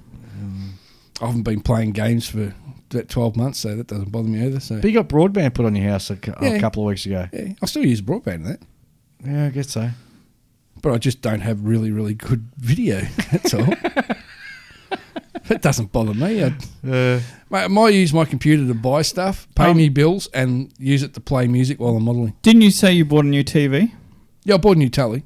Okay. So do you watch? Can you browse the internet on your TV? I can if I pay for it. Pay for it? Well, no, don't you have to pay for it to get on that? No, you get YouTube comes up automatically in the little widgets down the bottom. I'll have to check it out. I'll just have to check it out. Maybe you bought one of those cheap TVs that doesn't have all the apps on it. No, it's got all that. It's got tons of stuff. It'll have YouTube on there. Yeah, it does. It's got the YouTube button. Yeah. And, There you and go. it's even got a there. Netflix button as well. There you go. Do you have your internet hooked up to it? No, that's probably why I haven't. Because I don't have it. There you go. Once you do that, it'll be crazy. Yeah, don't, because it's a rabbit hole watching YouTube on TV. You'll go down there and you won't resurface for about 36 hours. It's your weekend gone, man. I'm telling you. Oh, no. So you really are a nautical modeler to the end, aren't you? You're talking about resurfacing from the internet. But seriously, I mean, you think watching YouTube on your computer, you can get lost for hours. Yep. Wait till you do it on a big high-definition screen and you're just there for... Hey, there's this one show, and it's all about... And there's no talking in it, and it's filmed in high def. And it's a guy just cooking next to a river or a stream, and he cooks meat. And that's all it is. And you can... And the sounds, you can almost smell the meat cooking. It's mesmerising. You just sit there watching this show and it's just... No, you can't actually watch that show for very long. Why not? Because then you get hungry and Yeah. you pause it and you get up and make some food. Yeah, make yourself a sandwich or something. Oh, it just... The stuff that's out there is just amazing. But I mean, I to get back on modelling, Yes. Yes. we did stray really quickly. We did. Hey, it's the last show of the season, so... Yeah, I've been watching some guy on Facebook, and he's building the ship from The Expanse, I believe. Yes. I think so. At least I think it is. Rocinante, yes. Yeah. And he's 3D printing a bit of this. And Is it he's long scribing and a bit of that, cylindrical looking? No, it's not cylindrical. Was it long looking? Well, see, like I would like to get a model of the ship from Firefly. Oh, You can get that yeah, through you can, Shapeways. Yeah, I'm not gonna. And actually, the ship is called the Firefly. Yeah. Firefly class. Yeah. The Serenity. And there's another good series that went to God before it got a good chance. Yeah, Yes. I know. I love that series. Yeah, but see, it also lasted short enough that you never saw it go bad. He's got a Oh, I point never there. considered He's got a point that. there. He's got a point there. It's like when people know someone who dies young Yeah, in their early 20s, and they're like, oh, there's so much potential wasted, and that actually holds a deeper connection to them than if they died when they were old. Die young, stay pretty. Yeah, something like that. Because then you always think of them as like before they could make all the mistakes, because you didn't see them, go through 3 divorces and a drug addiction or anything like that down the line. You saw them in their prime. It's like having a nice car and then you crash it and you're like, no, that was a great car. But don't forget, usually when you're young and you do end up kicking the bucket, it's usually through misadventure. Yeah. Yeah, that's true. Doing something stupid. Yeah, that's true. I lost a few friends through misadventure doing stupid things. Look at Keith Richards, though. He's pickled and doing quite well still. Pickled. Keith Richards was freaking Walt Disney's last request. Hey, getting back to the modelling, but Yeah. also mashing in with TV. Mm-hmm. Now, you recall some time ago, I think it was last year, I had an idea for a TV show. The Pickers one. The Pickers one, where you go around and just check out other guys' stashes. Yes. I've got a new idea for a TV show modelling. Now, I'm copywriting this, people, so listen to this. This is copyrighted, this idea. You've seen these shows where they do things like they have a competition with glass blowers or a competition with sword and knife Yes. makers. Oh, one for model building. Why not do the one for model building? How's that? It takes too much time. No. Well, And there's really, and you can't. and making a sword doesn't take a long time. Yeah, but the thing is, right? It's how you edit it. The thing is, like, there's not too many steps in building a sword. It just takes a long amount of time. So you can cut out huge portions of the process and go, oh yeah, look, there he is. He's got a lump of steel, and then he starts hammering, and then you cut, right? And now it looks like a thing. It looks like a knife or a sword or something, right? You can't do that with a model. You're like, well, where's the part where he glued all the things on? Where's the part where he painted all that? Where's his decaling? I'd like to be No, you could film all that. You could watch and you watch how much pressure people are under with a camera on them as they're trying to do a decal down or something like that. Wouldn't that? And that would be riveting watching. Especially when And they I'd like to be crack it and throw it against the wall. And I'd like to be the guy up the front saying, Ian, hand in your surrender your model. And you bring it forward, put it on the desk. And Dave's there with a big hammer. Crunch. So You could do that, wouldn't it? That'd be a great thing, wouldn't it? You could have a great big hammer there. And so when you surrender it, you just go whack and just smash it. Because it didn't make the cut. No, that's just cruel. That's just cruel. That's just cruel. I reckon I'm onto a thing. So Well, there you go. Pitch it to the guys. I'll pitch it Disney to Discovery Channel or something like first that. of all, it would be reality TV, and Yep. we all know reality TV is scripted. Yeah, because you're going to have that one arsehole guest. Oh, come on. contestant. You don't think we could find a couple of weirdos out there in the modelling world Oh, yeah, for there's each plenty of- episode? there's plenty of Seriously? Or you'd have to find people who can act. No, come on. You know some really weird people, man. You just get... Why are you pointing at me with your open hand when you say that? Why do I know all the weird people and no one else does? We know Because you're some sitting weird with two of them. We know some weird... Hey, you just got to go to a model show and you see them. You could have enough strange oddballs out there. You could line it. You could have 2 seasons of the show. There you go, Dave. Okay. You pitch it. Copyrighted idea. You pitch it. Copyrighted. There you go. Okay. All right. Boom. And you can even call the show On the Bench. Hey, what a great idea. That's awesome. We've done it now, haven't we, Julian? You have. Oh, no. You smell that rubber burning? That's Dave's brain ticking over. It's that little bead on the string that spins. So, while we were talking about that, you just reminded me of something. So, you know how you just mentioned throwing a kid against the wall. Yeah. So, it reminded me of something recently, right? So, a long time ago, when I first got into modelling a couple of years ago, through a mutual friend of ours, and first attending my first model club meeting, and you gave me a lot of help with my first kit, and you said, "Oh, this is how you airbrush and this and that," and I ended up breaking that model in frustration, and I remember you being very disappointed in me for having done so. Yes, I was disappointed. Right, and I never understood it at the time, but then recently I saw someone with it looked pretty much a completed model, like it was like ready for paint kind of thing, as far as I could see to some degree. I mean, I'm sure that had its flaws and everything, but it's like what flaws couldn't be addressed, right? I mean, the whole thing was together, and the guy broke it. Yep. I'm thinking, well, why? Frustration. Yeah. That 5 seconds of anger is all it takes. Yeah. Because once you've done it, you look at it and you go, I'm a dickhead for doing that. Well, that's true. I mean, like, but behind every broken model, there's a whole string of expletives.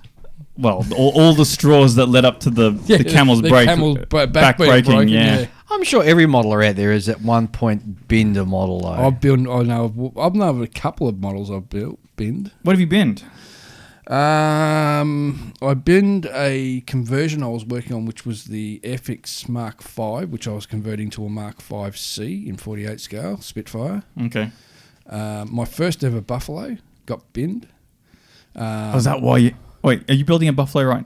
Yeah, I'm building Buffalo now. And you ran out of steam on that one? Ran out of steam. But it's not getting binned. Okay. Because it's just so much better than when I was building it. Yeah. You've 25, 30 years ago. Mm-hmm. And the other one was so close to being finished, I was doing the old Williams Brother 48 scale Ford Flivver, which is a tiny little, cute little blue aeroplane with silver wings and a nice the Ford factory logo on the side, and it's looking fantastic. I had the blue on, put the decals on, couple of coats of clear. You couldn't even see the decal film. It looked like it was paint on. It was absolutely beautiful. Mastered up to paint the silver, and the tape reacted to the paint. Oh. So yeah, that went flying across the room into the bin. Very interesting aircraft, actually. A bit of history behind that. Yeah, they stopped building it because Henry Ford's one of his best friends, or what? Yeah, the test pilot was his best friend, and he got killed, and then Henry Ford walked away from building aircraft. Yeah. Except for the Ford Trimotors. Yes. Which were a great aeroplane. Yeah. Yeah, so, another, drift off of topic. We could drift off of it. I keep saying it's the no. last episode. We're a very drifty sort of group, aren't we? Well, have you ever binned one, Julian? Yeah, well, aside from that one. So what was that one you binned? What model was it? It was Tamiya's 48 scale BF109E. You binned a Tamiya kit? The plastic was fine. It was the decals that were wrong. Wrong or just bad? No, they were wrong. I double checked it, triple checked it. The crosses that go on the fuselage were too big. Yep. They actually touched at the bottom. Oh, okay. If you even had them too high up on the fuselage, like close to the spine, right? Even if you brought them up higher than it should have been, they still touched together at the bottom. Basically, they had the 1938 style crosses on it, yes, which were really, really huge. Yeah, they were wrong, and I was like, what am I supposed to do now? Take the decals off and buy some aftermarket ones. That's what I tried to, and I started ruining all the paint. And back then, it was like, now I would have been like, okay, I'll just repaint it, send it back, repaint it, easy. Yeah. Right? But back then, it was a fight to get it to that point. Back then, at the end of your world. Well, it was my first time painting a model with an airbrush. Your hopes and dreams just being crushed in front of your eyes. Well, no, I did the crushing. Like, I quite literally grabbed it in my hand and I snapped it in half. I was goaded into it too. So I was modelling with a friend. Yeah. And we were both building the exact same kit. Not Justin. Yeah, it was Justin. And did he have the same problem with the decals? I think I was further along than him because he never finishes anything. Oh, right. Right. I ended up snapping it in half. He's like, yeah, do it. And I'm like, all right, I'll do it. Snap. Yeah. I'll tell you what, look, I was close with the Shikaku a few times. Oh, really? Oh, yeah. I could see that one was testing you. That was testing me. Yeah. And what I found nowadays, when it does that, I laugh. I force myself to laugh. I stand up, have a drink, do what else for 15 minutes, then I'll come back. As long as you're not near the computer when you're drinking, you're fine. Yeah. Because usually, because then I'll just end up spending money. Silly me. Oh, dear. Maybe you should be browsing the internet on your TV, because then you won't be able to buy as many things. It's so hard to navigate. You got to use the stupid Oh, yeah. thing Yeah, I to know. B. Oh, you can talk into them now. You get remote controls where Are you trying to make him spend more money? I don't care. You can talk into them though. So instead of having to type it on the screen, you just talk into your remote and it puts it up on the screen. Yeah, he's going to go home now and he's going to speak into it. Buy me all of the models. I need more plastic. Oh, lordy, Lord, I'll be in all sorts of bother. Well, as I said, it's been a fantastic year. The support from our listener base this year has been just absolutely amazing. Mm-hmm. So many emails coming in, so many great supportive emails. I love it when you guys pick us up when we're wrong. I reckon it's fantastic. Yep. But it's been a real lot of fun this year, and I think it's taken us a while. I think it's funny. I went back and listened to the first couple of episodes. Oh, don't. And I think, oh my god, Don't ever do that. No. Don't ever do that. Because I should archive them so nobody can hear them. Just I think burn them. you can't burn them. It's in the interweb, so it's there forever, Just man. put a virus or something in there and just hunt it down and kill it. But it's been a real interesting journey, and it's certainly all the listeners out there have sort of really made it sort of pleasurable. If it wasn't for the listeners, we wouldn't be where we are now. Oh, absolutely. And it's just great getting the feedback from our regular ones who write in, Tony, and a few of the others as well. Always, sort of send us an email, and it's just great. It's been a great year. Oh, look, and we've met heaps of great people. Oh, yeah. Had some great correspondences. Yep. Learnt a lot. I have indeed. Forgot more than we learnt. So next year, bigger and better? Yes. What do you want to buy for next year? Oh, that's a good question. Well, Lancaster for one. Oh, really? Oh, I said I'm going to get the wing that wings Lancaster. Of course you'd buy a Lancaster. Put all these big models anyway. I don't know. In his stash. In my mausoleum when I'm dead. You reckon you'll be able to afford a mausoleum after supporting a lifetime addiction to model kits? Probably not. I'll build it myself. Out of what? I don't know. Balsa wood. Balsa wood, whatever I can find, sticks, stones, whatever. I'm going to give you a Viking funeral. If you go before burn me, my stash. If you go before me, I'll give you a Viking funeral. All right. We'll have to all bring our masks, because otherwise all the styrene burning off. But honestly, in all honesty, can you see much of that stash getting on the boat? Oh, I'll find a boat to fit it on. Don't you worry. No. I mean that people will see the stash and go, "You're not burning that." Oh, well, don't you worry. I'll be there. I'll make sure it all goes with you. Oh, really? Well, you've got eternity to build your stash. Yeah, well, true. So it's got to go with you. Yeah, but it's no good to me if it's a lump of plastic. You won't know. It'll be... Because I'm thinking the Egyptian way. You want me to build a bloody pyramid for you? Well, yeah, if you could. But pyramids, we all know. Pyramids, they never found a body in a pyramid. Or the jewels because they got raided. That's right, yes. That's why they had the Valley of the Kings. So that's why I'm going to do a Viking funeral for you. All right, cool. All right. And when you're off in your... Wouldn't you rather go out the other way, the one is it in South America where they have like, is it vultures or eagles or something? Like that's in Tibet. Eat your in remains. In Tibet. Tibet, is it? Tibet, yes. Where they put the body out in the mountain and the birds clean it up. Well, what's the other place in South America where they bring out the body every year and they dust it off and they sit down and have a meal Cinco with de it? Mayo. Yeah. Oh, I thought you were talking about my model. No. That ain't doing it, Ian. It ain't. Once you're gone, you're gone. I'm making sure you stay down. I don't want you back. Or we could do like they do in Papua New Guinea, where they just find a cliff face and just chuck me on the top of the cliff face in a box. Back on the modelling. What do you want to buy? I really want to get back into my ships. Actually, you know what I really want to buy?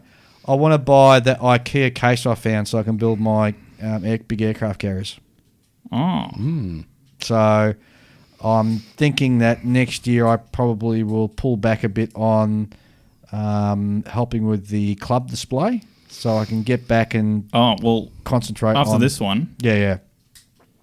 Oh, okay. Because I find that as much as I'm enjoying building for the club display for next year, You need time to do your own thing. I need time to do my own thing, yeah. Mm. So I might have a rest from that next year Mm-hmm. and just get back in the ships because I'm hanging out to build a ship again. Go for it. Mm. Which So- ship? Don't know, an aircraft carrier of some description. You don't have a sort of priority list? No, I just open and have a look at the stash and see whatever grabs my interest and get some Medusa's flying. And I thought, I'll build that one. Okay. Geez, I got the old Mirage. Not the old. I got the Mirage HMS Spirea, I think it's called. Flower class Corvette. So having a bit of a look at that last night. Oh, yeah. Yeah, I've got a couple of the Mirage flower classes floating around. I've got two of them now. Yeah, plus I got the, what's that, the White Ensign. I think, no, White Ensign or Tom's Model Works detail set Tom's for Model it. Works detail. Yeah. So look at that kit. It's a nice little kit, that. It is a great little kit. Yeah. So, it depends what comes out. Like, I mean, seeing what Trumpeter were issuing before, I mean, that Japanese destroyer, modern one. The Italian one. No, the Japanese destroyer. Oh, the modern one. Oh, the modern one. the Yeah. modern one. That certainly grabs my fancy. Really? Yeah. Yeah, I'm not into modern ships. And I wouldn't mind building. I still got to build the Abercrombie, HMS Abercrombie. Have you got the Abercrombie? Yeah. I thought you had I got the Roberts. No, it's a Robert. Sorry, I've got. Yeah, you're Gee, right. it's got three. I had to look through that Yeah. over the weekend. It's got that comes with 3 photo etched frets. Yeah, and I bought aftermarket for that, so that's Me sitting there too. wanting to be built. Yeah, And I think I've got the HMS King George. I wouldn't mind building as well. I've got that as That's well. sitting in my stash. Maybe we should build it at the same time. No, you'd beat me. You're a fast builder. Oh no, I've got a lot of detail sets to go in that King George V. What about you, Julian? Seeing you broached the subject, and I was trying to wrap up before, and you've led me down this garden path now. That's fine. Look, like I've got like lots of things I am sort of toying with. Like Yeah. I'm waiting on Special Hobby to bring out their Italian aircraft, so I can also buy those. Things I want to build, I've been waiting to sort of build some of the things I've got in my stash, like my Eduard reboxing of the Hasegawa Folgore Italian Oh, the World War II plane. MC202. Yeah, MC202, yeah. I'd like to do that. That'd be nice. I've It's got going to be a fun paint job, mate, those things. Oh, it's like the cloud pattern. So it's Yeah. brown with little green clouds. Yeah. Yeah. It'll be Lots of interesting. What And else? you got to remember, you got to paint it with passion. Mm. Passion. It's Italian. It's passion. Don't worry if it's accurate. Just passion. It's Italian. I also I wouldn't mind buying that Dora Wings. I want to try and buying one of their kits because The I've heard block. good things. Yeah, there's the block The thing. block. Whatever Was it's called. Was it MB406 or something? I don't know. I don't know. I was looking at it today. I was like, I could be convinced Just to buy remember, it's French. Throttle quadrant is the other way around. that. Yeah. Okay. Yeah, It's French backwards to go forwards and forwards to go backwards. Yeah. Okay. That's why French pilots had so much trouble when France fell and they went over to England. Mm. They'd take off and accidentally throttle down and crash the aircraft. And thus we had a lot of trouble with our Mirages because they were reverse throttle as well. I wouldn't mind building a ship. Yeah. I'm not sure what yet, or if I'll find the space for it. You've already built an aircraft carrier. You built the Lexington, didn't you? Yep. In 1/700 scale, which Yeah. And if you do 1/700, you got such a huge range of ships to choose from. that won't take up a lot of bench space. Yeah, maybe I should just stick to that. Yeah, that might be an idea. But And if you want hints and tips, speak to Callum. and do the big capital ships because you get more detail than them. And if you're going to do capital ships, Flyhawk. Mm. Flyhawk do some of the... Callum McDonald has got... I can't remember which ship it was. A British ship he's got. Just lift your microphone up a bit And, there, dude. Oh, sorry. That's it. And the detail in this 1/700 kit would put a lot of 1 to 350 scale kits to shame. Oh, fair enough. They are. It is so nicely done. I'm not sold on any particular scale yet. Mm-hmm. All I know is that, if I'm building like a Shikaku or a Mikasa or whatever that you built, that's just too big. I don't have space for that sort of thing. Yeah. Well, the other option then is a 1/350 scale destroyer, modern or pre-war or World War II. Yeah, I know. Well, if you really want to spend money, get some Combrig kits. Because Combrig do some really nice kits, and they'd all do like pre-World War One and World War One ships and the classic dreadnoughts and so forth. And there's some Lot of really rigging. nice kits. A lot of rigging in it, though. Yep. Because I still wouldn't mind getting their HMAS Australia. That's a nice kit. Where did I see, and I know we're on ships now, and somebody's putting out a ship for, was it Algerine? It's a resin US Coast Guard cutter. Right. Oh, gee, I only saw it today, and I thought, oh, that looks good. About $300, I think, $250 US. I think one of the best ship kits Julian showed me was that Japanese science vessel. Oh yeah, the Hasegawa, Soya or whatever it is. Soya, Yeah, Hasegawa. Antarctic research Yeah, vessel. that was amazing looking ship. Yeah, but it's funny scale, 1/450th. Yeah, but geez, it just looks so good. 1/450th, really? Come on. Yeah, but it's one of really? those kits you build it because it's not Ian, military. really? Oh, it's not 1/450? military. That's true. It's not military. Since it's not military, you can build it and put it somewhere else, so it doesn't clash with all the 1/350 scale. Don't forget, I've also got some 1/35th scale naval stuff. Yeah, but that's for like the small patrol boats and stuff. No, it's submarine. Oh, you got 1/350? Yeah, I got that Bronco 1/35th yeah. scale coastal submarine. Well, you must have been drunk when you bought it. That's all I can say. No, because I saw it. I saw it built at Expo, and then went on B&A Model World that night, and they had it on special, so I bought it. So you bought it at night after you had your whiskey. Yes. Yes. The whiskey's good, It is you good. especially as a glaze, right? That's a On your rack of On your lamb. ribs. On me rack of lamb, mate, with sweet whiskey glaze. That bourbon glaze that they do on ribs. Mm. Oh, man, that's nice. I'm getting It is hungry good. thinking about that. Yeah, me too. You just had dinner. I know, but bourbon glaze on ribs. Oh, yeah, it's Yum. very good. Sorry, we're Back on models. back on models. There's a recurring theme now. Yeah, so I've been eyeballing some of these planes. I'd be convinced to do a ship. I've been wondering if I should splash out like maybe $200 on, say, a resin armor kit to get something oddball. It's up to you. If you want to, do it. Yeah, I know. Because, I mean, like, it's interesting. Like, in the past, I wouldn't have considered it. But sometimes you can get resin armor kits that are cheap enough that you could justify it. Just because the plastic kits are just getting so expensive these days, you know?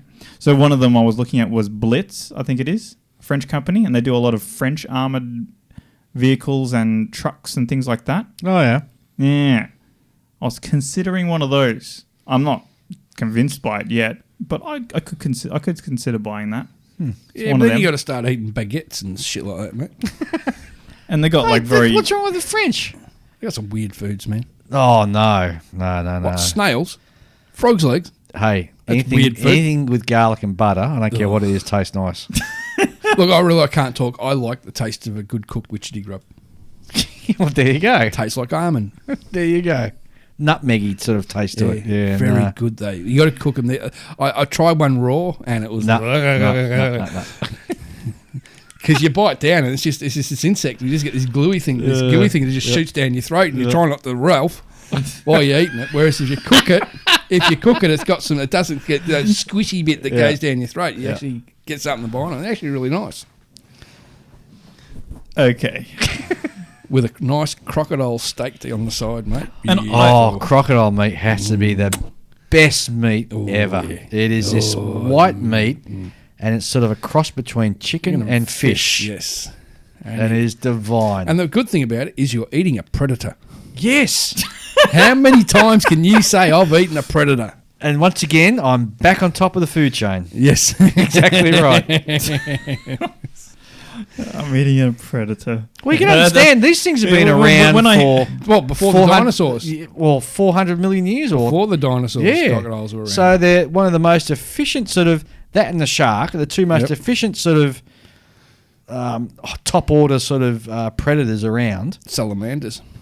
They're not But a predator. you gotta be They've been around before the dinosaurs too. You got to be careful with this line of thinking, because once you start like eating predators, then you got to eat the greatest predator of them all. Man.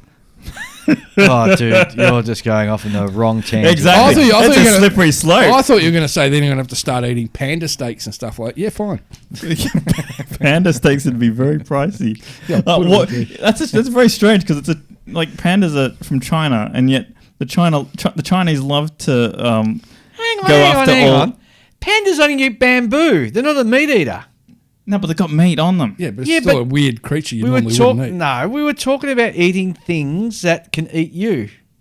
So salamanders are out because they don't eat me. Yes, they do. No, they don't. Salamanders eat meat. No, they don't eat me, I said. Well, Humans. If you died in the river, they'd probably have a good chew on you. We're talking about the lizard salamander, aren't we? Yeah. Yeah. Some of those things can grow up to nearly a metre long. Some of those Japanese salamanders, they're massive. Oh, seriously? Yeah. Don't you ever watch River Monsters? No. Ah, see? That's where you're wrong, Dave. You got to watch River Monsters with Jeremy. Oh God! I think we should exit here before this. We should roll. Yeah, we should wrap it conversation up. gets a little We should too wrap it out of up. hand. All right. Guys, I'd like to thank you two both for a fantastic year. It's been great having your help Thanks and for support. putting up with us. Oh, that's all right. We'll be back next year for season 4. Dun, How's dun, that? dun.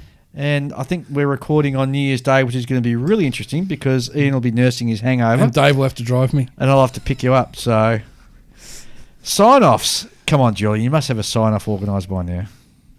Buy more tools. Oh, I like that. Buy more tools. Very good. It just came to me. It was like spur of the moment inspiration thing. Very zen. Yes. Ian. Photo etch is your friend. Of course it is. Guys, thank you very much for being with us, and we will see you in the new year. Have a Merry Christmas, Happy New Year, and hope that everything you have wished for ends up under your tree. Yes, and keep away from Krampus. Catch you later, guys. Bye. Bye. Well, thanks for being with us for another year, guys. It's been a fantastic year. And, of course, don't forget to catch the last and final episode of the Scale Model Podcast from our good friends at the Scale Model Podcast, Stuart and Anthony. They produce their show on the off week to us. So if you want some more scale modelling goodness, don't forget to check those guys out as well. In the meantime, we'll be back in the new year with Season 4 of On the Bench. It's been great having you with us, and thank you very much.